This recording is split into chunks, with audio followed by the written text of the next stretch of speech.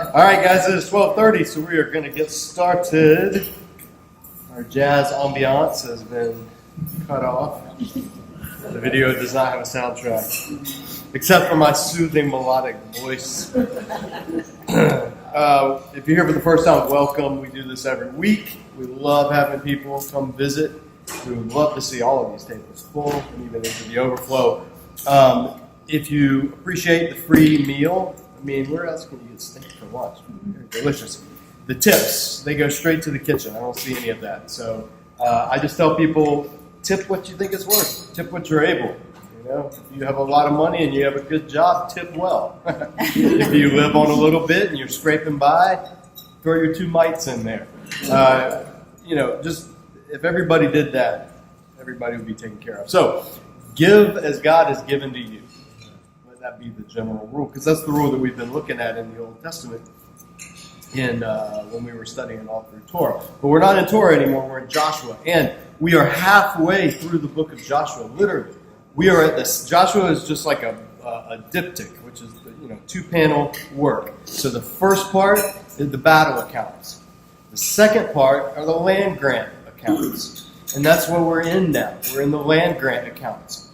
The battles took only a couple of chapters to recount, but they took years to fight.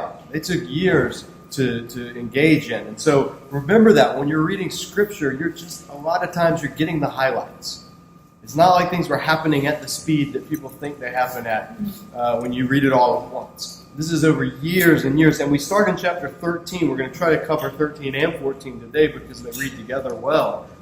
But in chapter 13, after chapter 12 was a list of all of the kings, all of the Canaanites who God had told Israel to drive out and to conquer. And this list of these mighty nation-state big men, these mafia dons, the Canaanite thugs, however you want to think of them, the men who ran the show in these little city-states that they were over, went out against Israel, and Israel defeated all of them. This rabble of slaves who have come out of Egypt, a mixed multitude, Jew and Gentile together. That's important. And throughout the book of Joshua, we've seen that Israel is not just Jews. They are Gentiles included into as well. Because it's covenant that determines your identity, not bloodline or DNA. And so we're going to see that in this section if we get to it. But chapter 13 begins, after all those battles, chapter 13 begins. When Joshua was old and well advanced in years, the Lord said to him, "You're very old." God knows all. You're very old. Yet there's still very large areas of land to be taken over. Now, what is this? This is a discrepancy, right? We just read 12 chapters of Joshua taking the land. No. We read 12 chapters of military victory over people who controlled the land. That's different than moving into and taking the land. First, it's like a field. You got to plow up the rocks before you can plant the seed. So the Canaanite kings and the city-state rulers and the armies were the rocks. They're done. Now Israel has to go in and they have to do the job that they were called to do, which is inhabit the land, take over the cities, live in those places, because that was God's judgment on those Canaanite peoples. One time event in history, never again to be repeated. And it was to get Israel into the land so that Israel could then live wholly in the land, Leviticus 18 and 19. And if Israel didn't live wholly in the land, Israel would become Canaanites, and they would be driven. Land is always God's. I'm having a discussion right now with a Jewish friend in Israel. We don't see eye to eye. Love him, great guy. But what I have to keep in mind when I talk to him is it's not your land. It's God's land. It's always been God's land. At best, even faithful Israel were just tenants of God's land. Much less secular, today Israel. So we have to keep that in mind. The land belongs to God, from beginning to end. And when he gives it to people to be tenants. And he'll talk about it. And Jesus will talk about it in his parables. Look how many parables he has about tenants farming the land. So Israel has to take the land. They have to go into the land. They have to become the tenants of the land. So the armies have been destroyed, the battles have been won, but there's land to be lived into. They're in between, again, the analogy. Think of D-Day, and think of VE Day in World War II. D-Day, Hitler was effectively done. The Allies landed. Once they took that beach, everybody celebrated. Why? Because they knew it was only a matter of time. A lot of stuff had to happen between D-Day and VE Day. A lot of land had to be taken, a lot of villages, house by house, street by street, right? Remnants to be driven out of the Nazi occupation. Well, it's the same kind of thing here. So that's the dynamic to keep in mind in Joshua when we're reading these land grant accounts, is Israel still has to go in and actually move into land. And so the Lord says there are very large areas of land to be taken over. And then he gives this mandate. This is the land that remains. All the regions of the Philistines and the Geshurites, that's the coastal land, from the Shihor River on the east of Egypt to the territory of Ekron on the north, all of it is counted as Canaanite, territory of the 5 Philistine rulers in Gaza, Ashdod, Ashkelon, Gath, and Ekron, that of the Avites.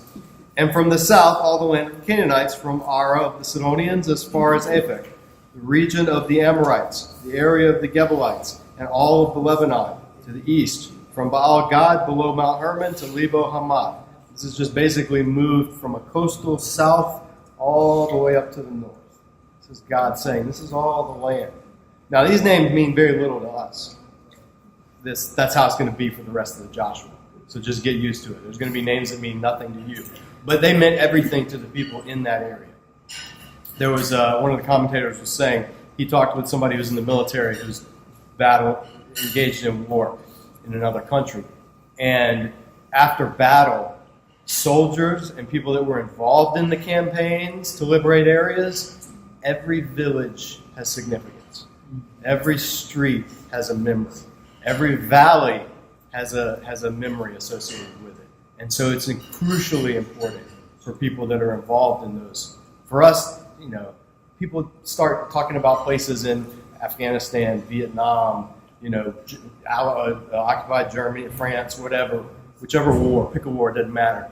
And for those of us that weren't involved in it, those names don't mean anything, right? I don't know. I mean, unless they're associated with something terrible like My Lai or something, that means something that is bad or wounded knee. But for the people that were there, it has meaning and it has significance. And that's something to keep in mind. Put yourself back into the mindset of ancient Israel when we're reading through this and you're tempted to just glaze over and skip to, quote, the good parts. Because you're reading about places where Israel is going to have to take and they're going to have to settle. And they are going to become stewards of this land that belongs to God. All in fulfillment of a 400-year-old promise that he made to Abraham. He goes on to say, verse 6, as for the inhabitants of the mountain regions, from Lebanon to Misrephoth-Maim, that is, all the Sidonians, I myself will drive them out before the Israelites. Be sure to allocate this land to Israel for the inheritance as I have instructed you, and divide it as an inheritance among the 9 tribes and the half-tribe of Manasseh. So God's saying there's more up north, the Sidonians, that area. I'm going to take care of them. Joshua, you're old. You're about to die. I'm going to take care of them. Just be sure to instruct Israel to divide up that land, because the promise that I've given you is bigger than even what you realize right now. Even after these great victories, there's still more. But it's going to involve a longer time frame than you. We've seen that all through Scripture. God's timeline and our timelines are not even close to being on the same length. So he gives them this reassurance. Then he's mentioned what's up with 9.5 tribes? Well, think back to our study of Numbers if you were here 2 years ago. 2.5 tribes, because Manasseh was a big tribe, so it was split in 2. 2.5 tribes on the east of the Jordan River. They said, hey, we like it here. We want to stay. After Israel defeated. And so they did. This happens around Numbers chapter 21. And that's the account of this. So first, Moses divvied up that land for those 2.5 tribes, but said, but your warriors have to go and fight and bring the other 9.5 tribes into their inheritance. Then you can go back to be with your little ones and your wives and your families and your livestock. And that's what this records. Before getting into the land allotment in the actual Canaan, he's going to recount the land allotment in the Cisjordan or in the Transjordan area. Verse 8, the other half of Manasseh, the Reubenites and the Gadites, had received the inheritance that Moses had given them east of the Jordan, as he, the servant of the Lord, had assigned to them. This is back in Numbers. It extended from Aroer on the rim of the Arnon Gorge, and from the town in the middle of the gorge, and included the whole plateau of Medeba as far as Dibon, and all the towns of Sihon, king of the Amorites, who ruled in Heshbon, out to the border of the Ammonites. This is today modern Jordan. You can actually go to Medeba. Medeba is a really cool city. I was there last year, and they have like this amazing mural, mosaic of the whole Holy Land that dates back to the 4th century, I believe, or 5th century. So it's incredible. And it's where Mount Nebo is, where Moses died. And all this, it's recounting all this area. It also included Gilead, the territory of the people of Gesher and Maacah, all of Mount Hermon, and all of Bashan, that is as far as Salekah. And that is the whole kingdom of Og in Bashan, who had reigned in Ashtaroth and Edrei, and had survived as one of the last of the Rephaites. Moses had defeated them and taken over their land. So this is recounting what Moses had done. If you remember back to Numbers, King Og was no pushover. Og of Bashan was a mighty king who ruled a huge territory of land. And Israel, as they came up through under Moses' leadership, knocked them out and destroyed them. And so that's a major, major battle. And Og was one of the Rephaites. Now, Rephaites, we don't know. Some people have linked them with Anakites and say that they were physical giants. Maybe. We don't know. In the ancient world, anything over 6'5" is giant. I mean, would literally be considered a giant. Goliath was around 6'9" or so, 4 cubits in a span. And that's a whole other issue because most English Bibles read 9'9", but we'll get into that maybe on another lesson. But anything above 6 foot, 6'5", 6'6", that's giant in biblical terms. And you're almost a giant? Yeah. So, but the point is that Rephaim could have been referring to giants, but it means, as we studied way back, if you remember way back, I think it was during our Numbers study, that it had the meaning of like shades or ghosts or boogeyman. And that's the way, kind of the best way to think of it is boogeyman. Is the powerful, the strong, the ones you don't want to mess with. And that's what King Og was. The last of the Rephaim, the mighty, the fearsome, that don't mess with them. And Israel went in and wiped them out at Moses' leadership. And so that's what this is recounting. But, verse 13, and here's another one of those clues that in the Bible all doesn't always mean all. Because if you remember back in Numbers 21, when these battles happened, it said they wiped them all out. But, verse 13, the Israelites did not drive out the people of Gesher and Maacah, so they continued to live among the Israelites to this day. Yet another example. Now, whether this is good or bad, the narrator doesn't say. Whether they had mercy or whether they just didn't drive them out, narrator doesn't say. It leaves it ambiguous, but this is a key in Joshua, and it's going to come up in Judges, that all doesn't always mean all. And when we read it in Joshua, they're wiping out all that breathes. Remember, all breath? No. Even this is God saying that some were left. So we have to understand that the battle accounts are stylized, and they're hyperbole, and they're exaggerated, like the Panthers destroyed the Falcons. Right? I don't know if that actually happened or not, because I don't follow. You guys can tell me. But when we say one team destroyed another team, that's what we mean. They just beat them badly. They won. And that's what it's getting across in Joshua. Israel militarily won. But they didn't completely live into that victory that God won for them. And that's going to plague them for hundreds of years in the book of Judges. But let's move on. So, that was one tribe. To the tribe of Levi, he gave no inheritance, since the offerings made by fire to the Lord, the God of Israel, are their inheritance, as he promised him. I'm going to repeat that again. That's important. This is what Moses gave to the tribe of Reuben, clan by clan. The territory from Aroer to the rim of the Arnon Gorge, and from the town in the middle of the gorge, and the whole plateau past Medeba to Heshbon, and all its towns on the plateau, including Dibon, Bamath-baal, Beth-baal, Maon, Yahaz, Kedemoth, Mephaath, Kiriathaim, Sibmah, Zerath, Shahar on the hill in the valley, Beth Peor, the slopes of Pisgah, and Beth Yeshimosh on all the towns on the plateau, and the entire realm of Sihon, king of the Amorites, who ruled at Heshbon.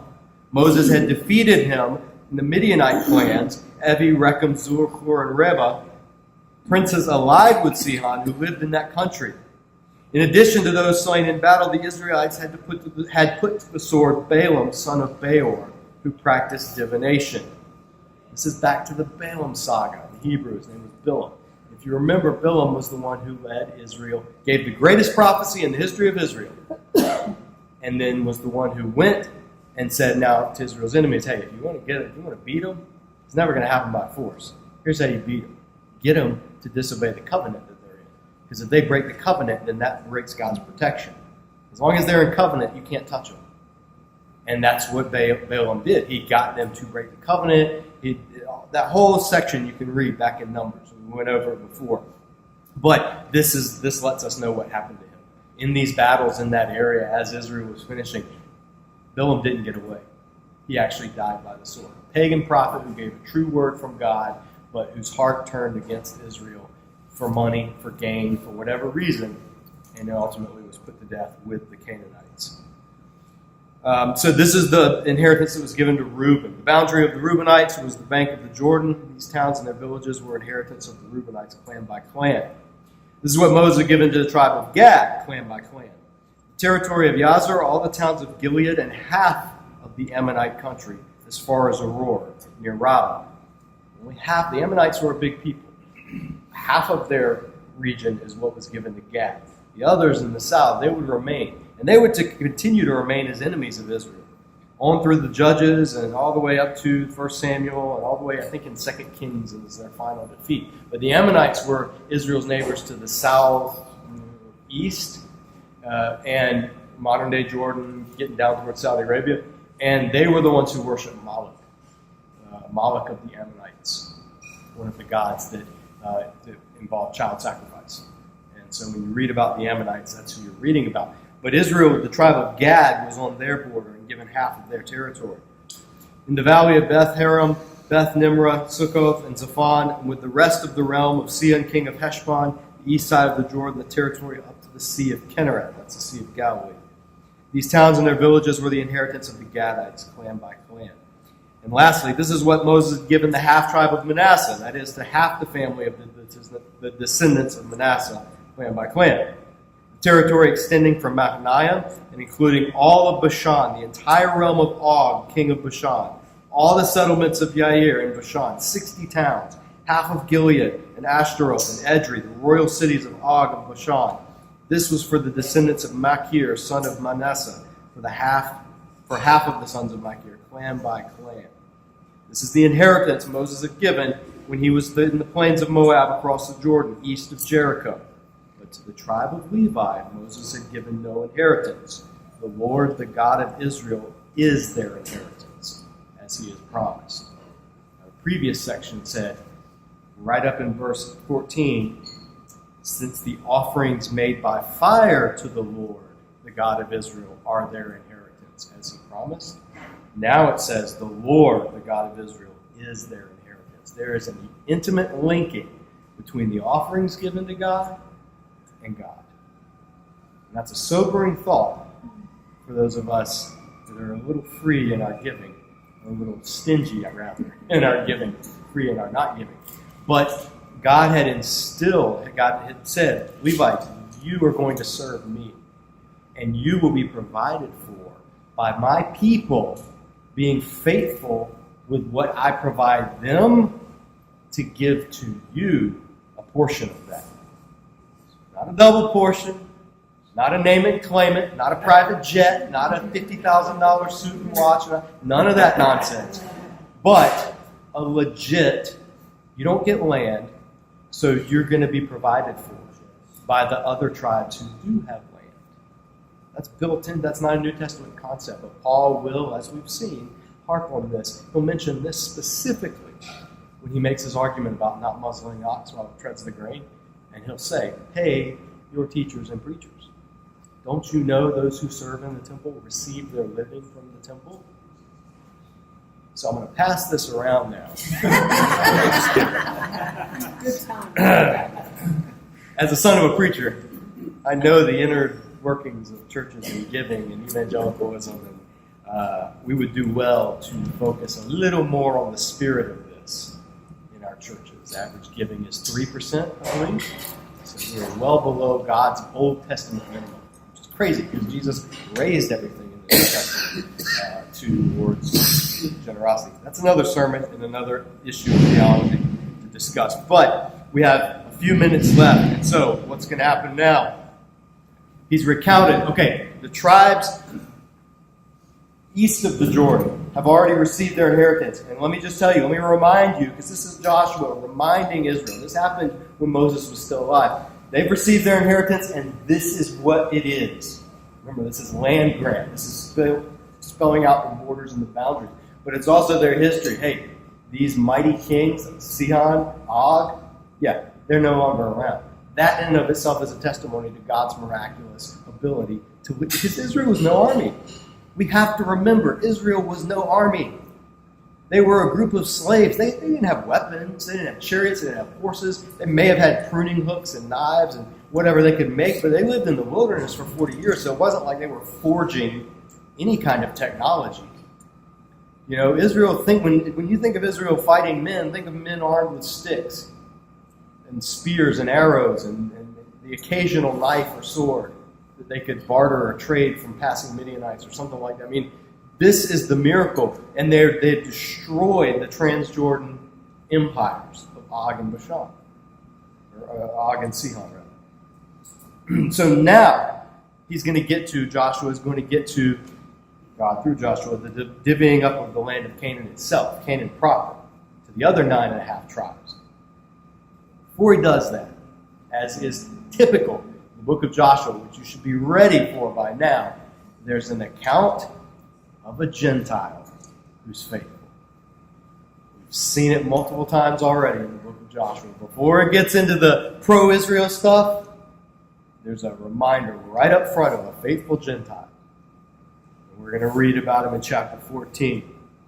Now these are the areas the Israelites received as an inheritance in the land of Canaan, which Eleazar the priest, Joshua son of Nun, and the heads of the tribal clans of Israel allotted to them.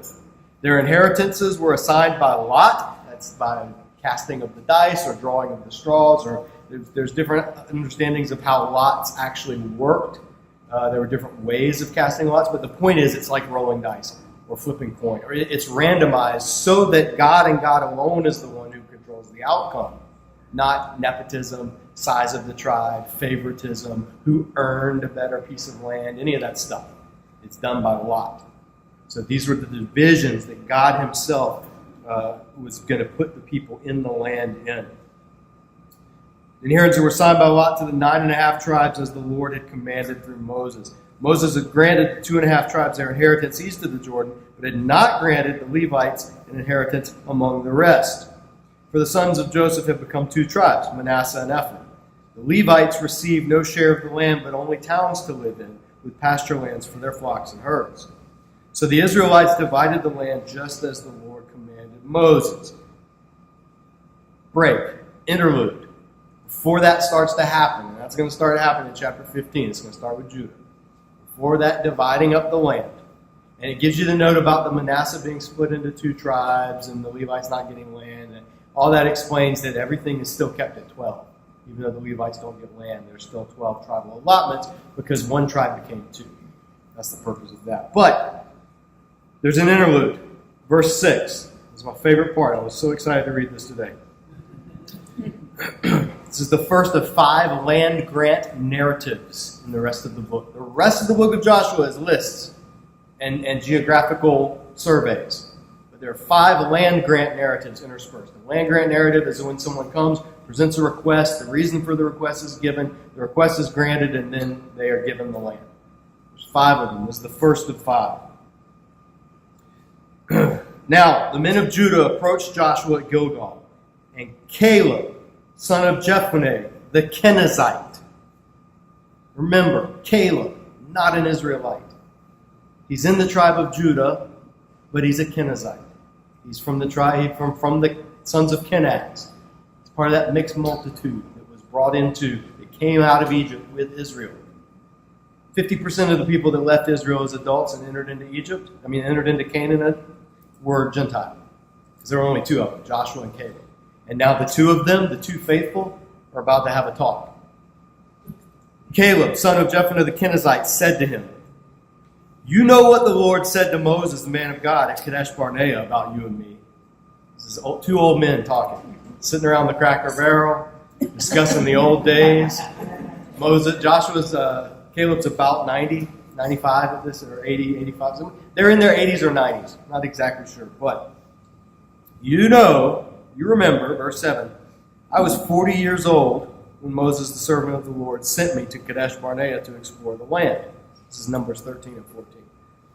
And I brought him back a report according to my convictions.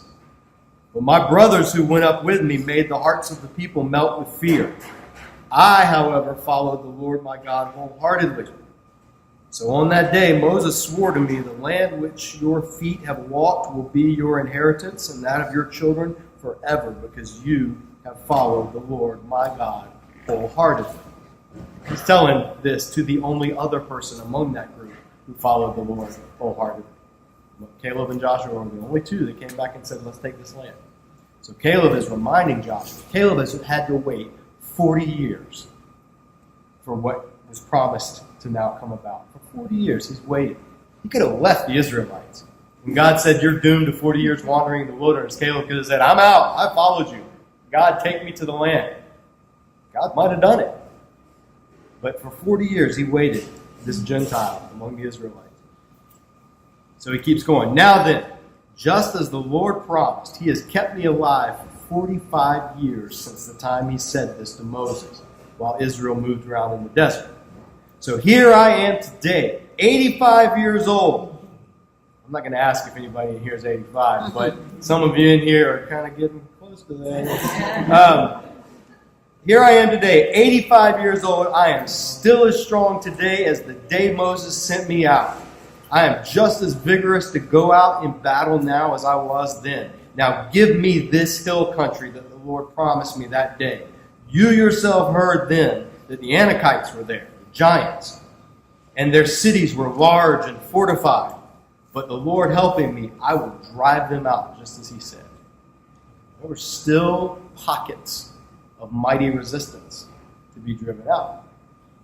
An 85-year-old Caleb steps up and says, it's like you remember Braveheart, the William Wallace's buddy. His dad, the old man that was just like, swinging an axe. And that's Caleb. Caleb's just like raring to go. There's still Anakites there. There's still giants, whether literal or metaphorical or just in reputation. Caleb asks for the hardest spot, the hill country. It's hard to fight in hill country, and it is hilly. Don't think of flat pasture lands. Where he's talking about is desert, rock, hill after hill, valley after valley. It's hard to move an army through there. It's hard to move anything through there. Today it's hard to move through there.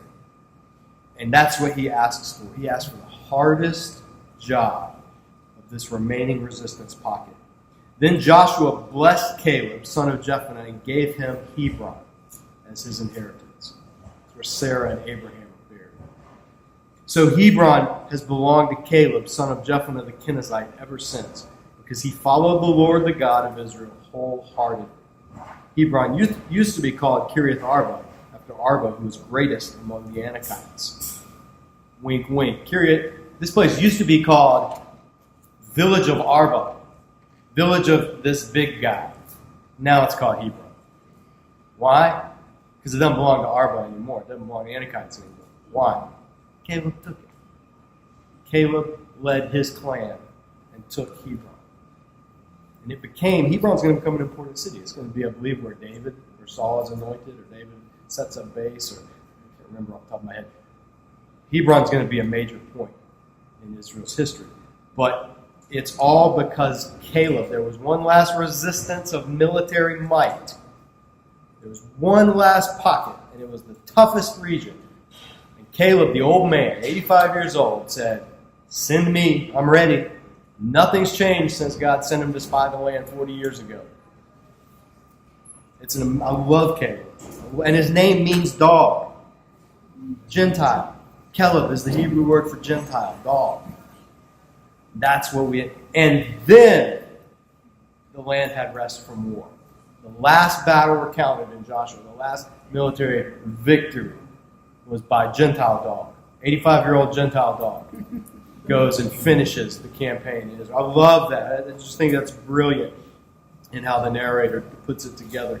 But next is going to be the allotment of the tribes. Now, let me give you a few warnings, because we'll probably go 2 chapters at a time in the coming weeks if we're able. 1, there's a lot of Hebrew names. Don't let your eyes glaze over. If you want to read the Hebrew names, very easy. There's a video, Disciple Dojo, on YouTube, just youtube.com/Disciple Dojo. There's a video, it's also on facebook.com/Disciple Dojo, called How to Pronounce Old Testament Names. And I sit there, and it's about 10 minutes, I think. I can't remember, 15 minutes. And I give you, there's like 3 rules to remember. You just remember 3 rules you can read and pronounce every Old Testament name. The main one is pronounce every vowel. Pronounce every vowel. So if there are 2 A's next to each other, pronounce both of them. All right? There's E-A, A-ah. Right? Just pronounce every vowel. There's no consonant clusters. There's no ch sound. So when you see a ch, a ch, it's k. It's a ch sound. There's a few other rules, but they're super easy. However, we're going to be reading a lot of names in a lot of places. Your eyes are going to glaze over. Here's the thing. How many of you have been to the reading of a will? Somebody dies in the reading of the will. There's a lot of stuff in the will that you're just like, oh, get on with it, right? When do you perk up? When you're mentioned. When your name is called. Yeah. Put yourself in Israel's place, tribe by tribe. Imagine when you're reading Judah, imagine what the Judahites are thinking. Imagine what the clans are thinking. Imagine, because that's the importance that this had for them. This is the realization of everything that we've read going all the way back to Genesis chapter 15. God put it in Scripture for a reason, so we aren't going to skip it. But we're out of time. If you want seconds, maybe it's a good thing in the back. Otherwise, we'll see you next week. Have a great week, everybody.